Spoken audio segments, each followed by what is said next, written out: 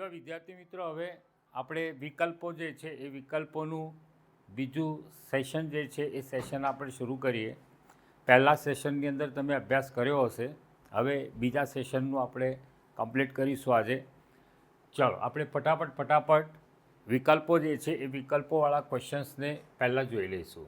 ભારતમાં સૌપ્રથમ વખત વસ્તી ગણતરી કોના દ્વારા કરવામાં આવી? તો જમશેદજી તાતા, સ્વામીનાથન, દીનદયાલ ઉપાધ્યાય અને દાદાભાઈ નવરોજી. તો આપણો આન્સર શું આવે છે? જમશેદજી તાતા.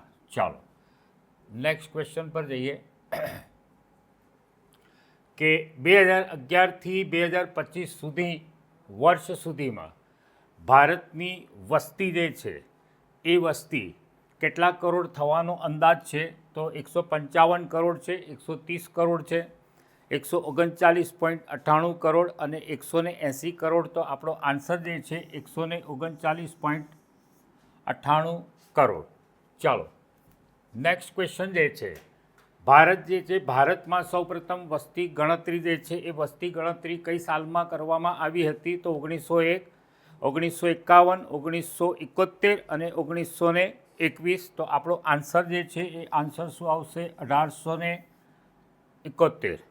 ચાલો નેક્સ્ટ ક્વેશ્ચન જે છે, ઈસવીસન 1901માં ભારતની કુલ વસ્તી કેટલી હતી?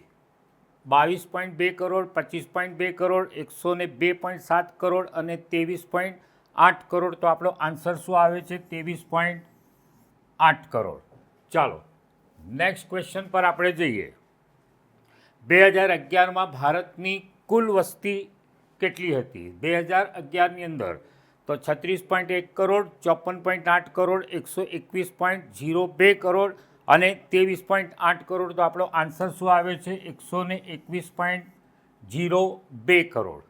ચાલો નેક્સ્ટ ક્વેશ્ચન જે છે, ભારતમાં આયોજનનો આરંભ જે છે કઈ સાલમાં થયો? 1901, 1951, 1950 અને 2000ની સાલમાં. તો આપણો આન્સર શું આવશે? 1951. ચાલો નેક્સ્ટ ક્વેશ્ચન આપણે જોઈએ. વિશ્વમાં સૌથી વધુ વસ્તી ધરાવતો દેશ જે છે એ દેશ કયો છે? તો બધાને ખબર છે આપણને કે ચીન છે, પછી ભારત, ઓસ્ટ્રેલિયા અને અમેરિકા. તો સૌથી વધારે વસ્તી ધરાવનારો દેશ તો એ ચીન છે. ચાલો નેક્સ્ટ ક્વેશ્ચન જે છે એ નેક્સ્ટ ક્વેશ્ચન કે ભારતના કયા રાજ્યમાં દર 1000 પુરુષોએ સ્ત્રીઓનું પ્રમાણ જે છે એ પ્રમાણ વધારે છે? તો એમાં ગુજરાત, મહારાષ્ટ્ર, કેરળ અને ઉત્તર પ્રદેશ. તો કેરળ જે છે એ કેરળની અંદર જાતિ પ્રમાણ જે છે એ જાતિ પ્રમાણમાં પુરુષો કરતાં સ્ત્રીઓનું પ્રમાણ જે છે એ વધારે છે. ચાલો નેક્સ્ટ ક્વેશ્ચન જે છે કે 2011માં ભારતમાં દર 1000 પુરુષોએ સ્ત્રીઓનું પ્રમાણ જે છે કેટલું હતું? 930, 950, 940, 970. તો આપણો આન્સર શું આવશે? 940. ચાલો નેક્સ્ટ ક્વેશ્ચન આપણે જોઈએ. ઈસવીસન 2011માં ભારતમાં જન્મદર જે છે એ જન્મદરનું પ્રમાણ કેટલું હતું? તો 21.8, 36.8, 72.0 અને 23.8. તો આપણો આન્સર શું આવશે? તો 21.8. ચાલો નેક્સ્ટ ક્વેશ્ચન આપણે જોઈએ. 1951માં ભારતમાં કેટલી વસ્તી જે છે એ વસ્તી હતી? તો 43.9 કરોડ છે, 54.8 કરોડ છે, 36.1 કરોડ છે અને 31.9 કરોડ. તો આપણો આન્સર જે છે એ આન્સર શું આવશે? 36.1 કરોડ. ચાલો નેક્સ્ટ ક્વેશ્ચન. 1951માં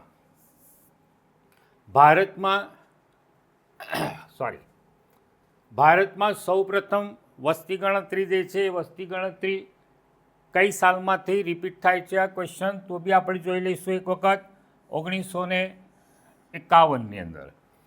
ચાલો નેક્સ્ટ ક્વેશ્ચન. વિશ્વમાં સૌથી વધુ વસ્તી ધરાવતો દેશ જે છે આ બી એક વખત રિપીટ થાય છે. તો ચીન આવતું હતું પહેલાં, પણ અહીંયા ક્વેશ્ચન કંઈક જુદો આવે છે કે ભારતનો ક્રમ જે છે એ ભારતનો ક્રમ એ કેટલા નંબર પર છે? બીજા, ત્રીજા, પ્રથમ અને ચોથા. તો આપણે ભારત દેશ જે છે એ બીજા ક્રમે વસ્તી ધરાવતો દેશ ગણાય છે. પહેલા નંબરમાં આપણે ચીનને લખેલું.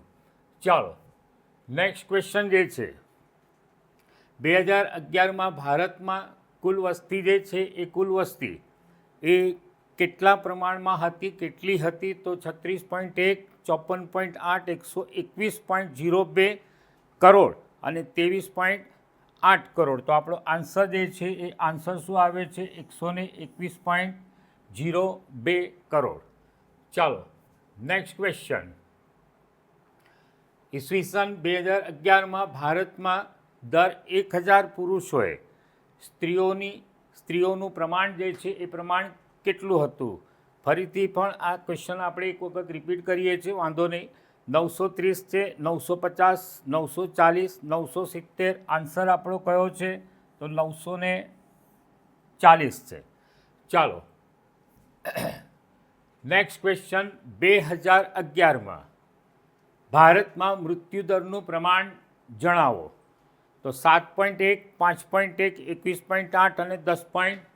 તો આપણો આન્સર શું આવે છે? તો 7.1. ઓકે. Next question. ભારતમાં વસ્તી વધારાની દ્રષ્ટિએ કયા વર્ષને મહાન વિભાજક વર્ષ તરીકે ઓળખવામાં આવે છે? આ ક્વેશ્ચન જે છે આપણા માટે ઇમ્પોર્ટન્ટ ક્વેશ્ચન છે. બરાબર. મહાન વિભાજક વર્ષ તરીકે ઓળખવામાં આવે છે. ઈસવીસન 1961 છે, 1931, 1921 અને 1951. તો આપણો આન્સર શું આવશે? 1921. ચાલો નેક્સ્ટ ક્વેશ્ચન જે છે ભારતમાં આયોજન જે છે એ આયોજનનો આરંભ કઈ સાલમાં થયો? બરાબર. 10મા ધોરણનો ક્વેશ્ચન છે. 1901, 1951, 1950 અને 2000. તો આયોજનનો આરંભ જે છે દીકરાઓ આપણે 1951 જે છે એ 51થી શરૂ કરેલો છે.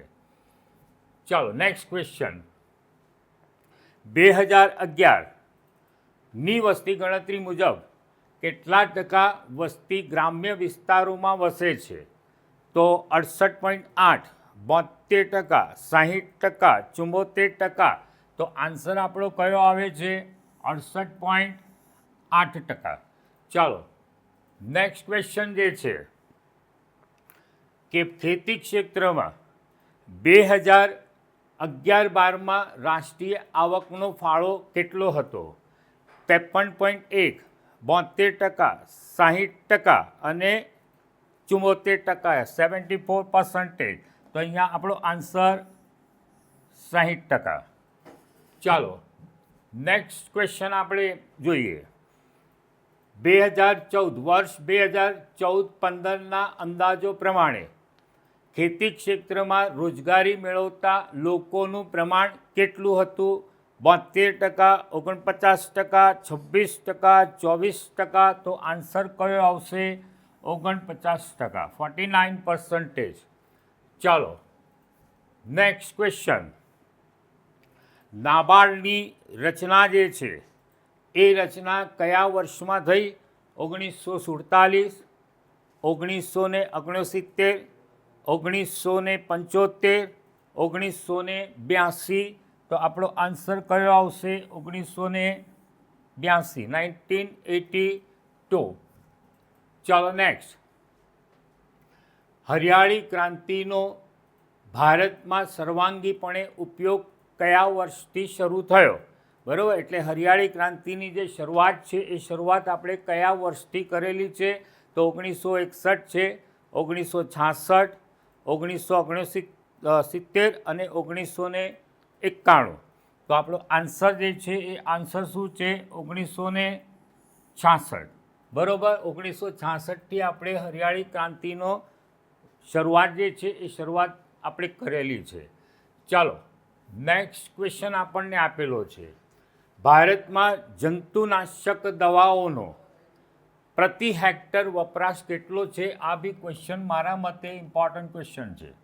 એક્ઝામમાં આપણને પૂછી શકે છે. બરાબર. જંતુનાશક દવાઓનો પ્રતિ હેક્ટર વપરાશ જે છે એ વપરાશ કેટલો થાય છે? તો 0.5 કિલોગ્રામ, 2.5 કિલોગ્રામ, પછી 6.6 કિલોગ્રામ અને 7 કિલોગ્રામ. તો અહીંયા આપણો આન્સર જે છે એ આન્સર શું આવે છે? 0.5. બરાબર? ઓકે, ચાલો નેક્સ્ટ ક્વેશ્ચન જે છે આપણો, ભારતમાં કૃષિ સંશોધન કરતી સંસ્થા કઈ છે? 9મા ધોરણનો ક્વેશ્ચન છે. બરાબર? તો ICAR છે, પછી CIBRC, પ્રાદેશિક ગ્રામીણ બેન્કો અને RBI. બરાબર? તો ICAR જે છે આ સંસ્થા શું કરે છે બચ્ચાઓ? તો કે કૃષિ સંશોધન માટેનું કાર્ય કરતી હોય છે. ચાલો નેક્સ્ટ ક્વેશ્ચન જે છે, નાબાર્ડ NABARD ની સ્થાપના કયા વર્ષમાં થઈ? 1982, 1972, 1992 અને 1952. આન્સર આપણો કયો આવે છે? 1982. ચાલો નેક્સ્ટ ક્વેશ્ચન જે છે, કઈ પંચવર્ષીય યોજનામાં ખેતી જે છે એ ખેતીને સૌથી વધુ પ્રાધાન્ય જે છે એ પ્રાધાન્ય આપેલું છે? તો ભારત દેશે જ્યારે પંચવર્ષીય યોજનાની શરૂઆત કરી ત્યારે જ આપણે ખેતીને પ્રાધાન્ય આપેલું છે.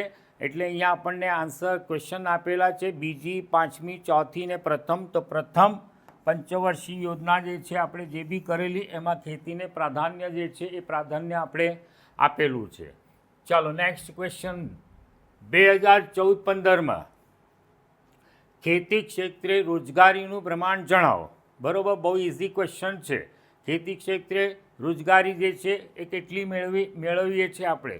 તો 24% છે, 26% છે, 49% અને 72%. બરાબર? તો અહીંયા આન્સર 49%. ચાલો નેક્સ્ટ ક્વેશ્ચન, ફરીથી આ ક્વેશ્ચન રિપીટ થાય છે. કૃષિ સંશોધન કરતી સંસ્થા ICAR. બરાબર? ચાલો નેક્સ્ટ ક્વેશ્ચન જે છે, નીચેનામાંથી કયા પાકનો સમાવેશ અનાજમાં થાય છે? ચલો, કેટલી સહેલી વસ્તુ તમને પૂછેલી છે. આવો પ્રશ્ન બી બોર્ડમાં પૂછાતો હોય છે. બરાબર? કે ભાઈ મગફળી, બાજરી, શેરડી અને કપાસ. આપણને અનાજ પૂછેલું છે એટલે બાજરી આવશે.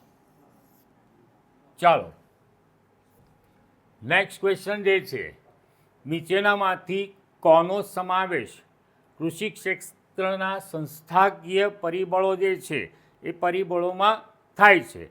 તો યંત્રોનો ઉપયોગ, તો એ ટેકનિકલ વસ્તુ આવે.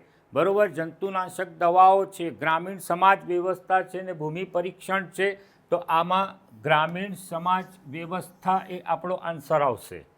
ચાલો નેક્સ્ટ ક્વેશ્ચન જે છે, 2011ની વસ્તી ગણતરી મુજબ કેટલા ટકા વસ્તી જે છે ગ્રામ્ય વિસ્તારમાં વસે છે? 68.8, 72%, 60%, 74%. તો આન્સર આપણો શું આવે છે? 68.8%.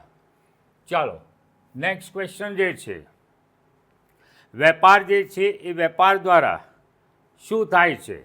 તો સાધનોની ગતિશીલતા ઘટે છે, ઉત્પાદન પ્રક્રિયા ધીમી પડે છે, ઉદ્યોગોની સંખ્યા ઘટે છે અને ઉત્પાદનમાં વિવિધતા આવે છે. તો હંમેશા વેપાર દ્વારા શું થાય? ઉત્પાદનમાં વિવિધતા જે છે એ વિવિધતા આવતી હોય છે. ચાલો આજના સમયમાં વિદેશ વેપારમાં કયું સાધન સૌથી વધુ એ ગતિશીલ સાધન જે છે એ સાધન ગણાય છે? તો અહીંયા સૌથી વધુ ગતિશીલ સાધનમાં મૂડી છે, શ્રમ છે, પછી નિયોજન શક્તિ છે અને જમીન છે. તો આપણો આન્સર શું આવશે? નિયોજન શક્તિ. ચાલો 2005 પછી ભારતના વિદેશ વેપારમાં શું નોંધપાત્ર ફેરફાર થયેલો છે? તો વેપારનું કદ વધ્યું છે, ભારતનો વેપારમાં ક્રમ આગળ થયો છે. વેપારનું કદ વધ્યું છે પરંતુ ભારતનો વિશ્વ વેપારમાં ક્રમ પાછળ ગયો છે. ભારતના લેણદેણની તુલનામાં હંમેશા પુરાંત નોંધાય છે અને વેપારમાં પરંપરાગત નિકાસોનો વેપાર નિકાસોનો વેપાર જે છે એ વધ્યો છે. પણ અહીંયા આપણો આન્સર શું આવશે? વેપારનું કદ વધ્યું છે અને ભારતનો વેપારમાં ક્રમ જે છે એ ક્રમ આગળ પડતો થયો છે. ચાલો નેક્સ્ટ. ભારતના વેપારના પરંપરાગત ભાગીદાર દેશોમાં કયા દેશોનો સમાવેશ જે છે એ કરી શકાય છે? તો આપણા દેશની અંદર જે છે વેપાર કરવા માટે કોણ આવેલું? તો કે ઇંગ્લેન્ડ આવેલું. બરાબર. તો પહેલું આપણો ક્વેશ્ચન શું આપેલો છે? કે ઇંગ્લેન્ડ અને રશિયા, બીજું જાપાન અને ચીન, ત્રીજું મધ્ય એશિયાના દેશો અને ચોથું ઓસ્ટ્રેલિયા. તો આપણો આન્સર શું આવે છે? ઇંગ્લેન્ડ અને રશિયા. ચાલો નેક્સ્ટ ક્વેશ્ચન જે છે, વેપાર તુલા જે છે એ વેપાર તુલા એટલે શું? તો ચાલુ ખાતાની તુલા, વસ્તુ વેપારની, દ્રશ્ય વેપારની તુલા, મૂડી ખાતાની તુલા અને સેવા વેપારની અદૃશ્ય વેપારની તુલા. તો આપણો આન્સર શું આવશે? વસ્તુ વેપારની તુલા. બી નંબરનો આન્સર. ચાલો નેક્સ્ટ. લેણદેણની તુલામાં કેટલા ખાતા હોય છે? બહુ સરળ ક્વેશ્ચન છે. 1, 2, 3 અને 4. તો આન્સર શું આવશે? 2. ચાલો નેક્સ્ટ. ભૌતિક અભૌતિક વસ્તુ અને સેવાના આયાત નિકાસ મૂલ્યમાં શેનો સમાવેશ જે છે એ સમાવેશ થતો હોય છે? તો અહીંયા બજેટ છે, વેપાર તુલા છે, લેણદેણની તુલા છે અને મૂડી ખાતું છે. તો આપણો આન્સર શું આવશે? લેણદેણની તુલા. ઓકે. નેક્સ્ટ. 2014માં વિશ્વની કુલ નિકાસોમાં ભારત જે છે એ ભારતનો ક્રમ કેટલો હતો? તો 29, 19, 39 અને 15. તો આન્સર શું આવે છે આપણો? 19. રાઈટ. નેક્સ્ટ. દેશની ભૌતિક અને અભૌતિક ચીજોની આયાત નિકાસનું સરવૈયું જે છે એ સરવૈયું એટલે શું? તો બહુ સિમ્પલ ક્વેશ્ચન છે. આ બી ક્વેશ્ચન બોર્ડ માટે ઇમ્પોર્ટન્ટ છે. તો વેપાર તુલા છે, હુંડિયામણ છે, લેણદેણની તુલા અને વેપારનું કદ. તો આન્સર લેણદેણની તુલા. ચાલો. વેપાર તુલા એટલે ખાલી જગ્યા તુલા. બરાબર. તો વેપાર તુલા જે છે એમાં ચાલુ ખાતાની, પછી મૂડી ખાતા, વસ્તુ વેપારની અને સેવા વેપારની. તો અહીંયા વેપાર તુલાની અંદર હંમેશા વસ્તુ વેપાર જે છે એ વસ્તુ વેપાર એટલે દ્રશ્ય વસ્તુઓની આપણે શું કરીશું? આયાત નિકાસ કરતા હોઈએ છીએ. ચાલો નેક્સ્ટ ક્વેશ્ચન જે છે, આજના સમયમાં વિદેશ વેપારમાં કયું સાધન સૌથી વધુ ગતિશીલ બનેલું છે? તો આ બી આઈ થિંક રિપીટ થઈ રહ્યો છે ક્વેશ્ચન. તો નિયોજન શક્તિ જે છે એ નિયોજન શક્તિ સૌથી વધારે ગતિશીલ ગણાતી હોય છે. ચાલો નેક્સ્ટ ક્વેશ્ચન જે છે, આર્થિક સુધારા જે છે એ આર્થિક સુધારા કયા વર્ષની અંદર કરવામાં આવ્યા? તો આર્થિક સુધારા જે છે એ 1990 છે, 1991, 1999, 2008. આન્સર આપણો શું આવે છે? 1991. ચાલો લેણદેણની આ બી રિપીટ થઈ રહ્યો છે આપણો પ્રશ્ન કે લેણદેણની તુલામાં હંમેશા કેટલા ખાતા હોય છે? તો કે 2 ખાતા હોય છે. ચાલો નેક્સ્ટ. નાણાકીય વર્ષ 2014-15માં ભારતની આયાતો અને નિકાસોમાં સૌથી વધુ ટકાવારી હિસ્સો વિશ્વના કયા પ્રદેશનો હતો? તો એશિયા, નોર્થ અમેરિકા, આફ્રિકાના દેશો અને એશિયાના દેશો અને યુરોપ. તો આપણો આન્સર શું આવશે? એશિયાના દેશો. ચાલો નેક્સ્ટ. વેપાર જે છે એ વેપાર દ્વારા શું થાય છે? તો વેપાર જે છે એ વેપાર દ્વારા સાધનોની ગતિશીલતા જે છે એ ગતિશીલતા વધતી હોય છે. ઉત્પાદન પ્રક્રિયા ધીમી પડે છે, ઉદ્યોગોની સંખ્યા ઘટે છે, ઉત્પાદનમાં વિવિધતા આવે છે. તો આન્સર આપણો શું આવશે? ઉત્પાદનમાં વિવિધતા આવે છે. ચાલો ભારતની રાષ્ટ્રીય આવકમાં ઉદ્યોગોનો ફાળો 2013-14માં કેટલો હતો? તો 16.6, 27%, 40% અને 60%. તો આન્સર આપણો 27%. ચાલો નેક્સ્ટ ક્વેશ્ચન. વર્ષ 2011-12માં ઔદ્યોગિક ક્ષેત્રે રોજગારીનું પ્રમાણ કેટલું હતું? 2011-12, બરાબર. આ બી ઇમ્પોર્ટન્ટ ક્વેશ્ચન છે. 2011-12ની અંદર રોજગારીનું પ્રમાણ જે છે ઔદ્યોગિક ક્ષેત્રમાં કેટલું હતું? તો 10% છે, 24.3%, 27% ને 49%. તો આન્સર આપણો શું આવશે? 24.3%. ચાલો, મોટા પાયાના ઉદ્યોગો જે છે એ ઉદ્યોગોમાં કેટલું મૂડીરોકાણ જરૂરી છે? આ બી ઇમ્પોર્ટન્ટ ક્વેશ્ચન છે, બરાબર. તો 2 કરોડ, 5 કરોડ, 10 કરોડથી વધુ અને 100 કરોડ. તો આન્સર શું આવશે? 10 કરોડથી વધુ, બરાબર. એટલે અહીંયા જે છે એ આપણે 50 ક્વેશ્ચન જે છે એ 50 ક્વેશ્ચન કમ્પ્લીટ કર્યા. આગળના બી 50 ક્વેશ્ચન મેં તમને કરાવેલા છે. બંને ક્વેશ્ચનને રિવિઝન તરીકે જોઈ લેજો. બોર્ડની એક્ઝામમાં આ ક્વેશ્ચન આપણને ઘણા બધા મદદરૂપ થવાના છે, બરાબર. એટલે એને બહુ ધ્યાનથી તમે જોજો અને આપણને બધાને ખબર છે કે આનું વેઇટેજ જે છે વેઇટેજ કેટલું છે, બરાબર. રોકડિયા માર્ક્સ છે આપણા માટે, એટલે આને તૈયાર કરજો. નેક્સ્ટ સેશનની અંદર ફરીથી 1-2 વાક્યના પ્રશ્નો જે છે, નાના નાના પ્રશ્નો જે છે એને આપણે એ સેશનમાં લઈશું. ત્યાં સુધી હું રજા લઉં છું. જય શ્રી કૃષ્ણ.